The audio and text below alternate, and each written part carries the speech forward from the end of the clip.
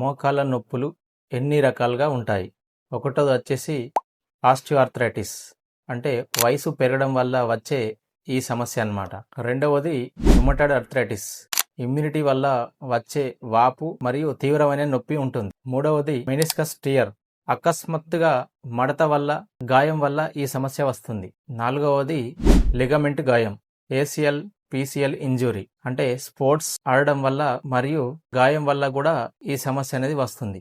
ఐదవది వచ్చేసి పటేల నొప్పి, ఇది మెట్లు ఎక్కేటప్పుడు, మెట్లు దిగేటప్పుడు, కూర్చుని లేచేటప్పుడు తీవ్రమైన నొప్పి ఉంటుంది. ఆరవది వచ్చేసి బ్యార్సాటిస్, ఇది మోకాలు చుట్టూ ద్రవం చేరి వాపు ఉంటుంది. ఏడవది గౌట్ ఆర్థరైటిస్, ఇది యూరిక్ యాసిడ్ వల్ల ఈ పెయిన్ అనేది వస్తుంది. ఎనిమిదవది వచ్చేసి నరాల నొప్పి, ఇది నడుము నొప్పి వల్ల కూడా వస్తుంది ఈ సమస్య.